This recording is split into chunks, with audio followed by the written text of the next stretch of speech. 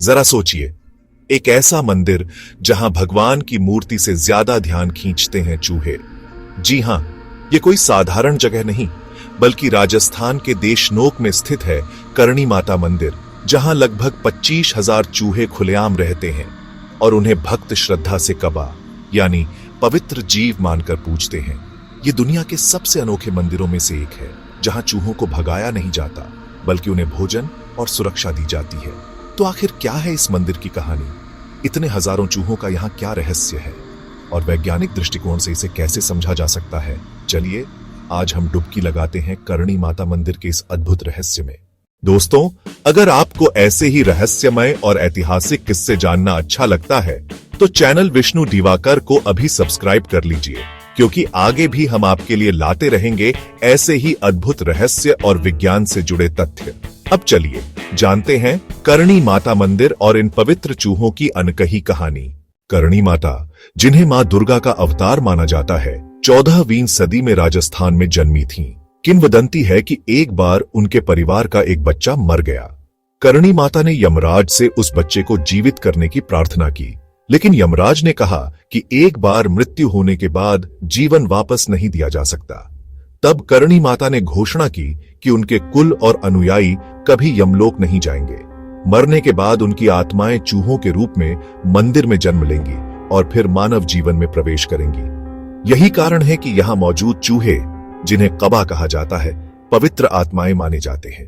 यह मंदिर अपनी भव्य संगमरमर की नक्काशी और चांदी के दरवाजों के लिए मशहूर है, लेकिन इसकी असली पहचान है 25,000 चूहे।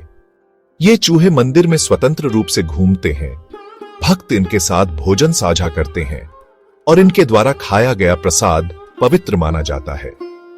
कहा जाता है कि अगर कोई सफेद चूहा दिख जाए तो उसे बहुत शुभ संकेत माना जाता है। भक्त इसे दर्शन का सौभाग्य समझते हैं। इतनी बड़ी संख्या में चूहों के बावजूद यहां कोई बदबू नहीं होती और न ही प्लेग जैसी बीमारियों का खतरा रहा है। इसे लोग करणी माता का चमत्कार मानते हैं। वैज्ञानिक दृष्टिकोण से देखें तो इस मंदिर की विशेष देखभाल और साफ सफाई इसका एक कारण है। यहाँ के चूहे सीमित क्षेत्र में रहते हैं और मंदिर प्रशासन उनके लिए अनाज, दूध और पानी की व्यवस्था करता है। बायोलॉजिस्ट्स का मानना है कि कंट्रोल्ड एनवायरनमेंट में रहते हुए ये चूहे बाहर की बीमारियों से कम प्रभावित होते हैं। कुछ रिसर्चर्स इसे सिम्बियोटिक रिलेशनशिप कहते हैं, जहां भक्त और चूहे एक दूसरे की उपस्थिति से लाभान्वित होते हैं। लेकिन इतना साफ सुथरा वातावरण और बीमारियों का न फैलना अब भी कई लोगों के लिए एक रहस्य है। करणी माता मंदिर केवल धार्मिक स्थल नहीं, बल्कि आस्था और भक्ति का प्रतीक है। भक्त मानते हैं कि इन चूहों को भोजन कराना अगले जन्म में पुण्य का कारण बनता है।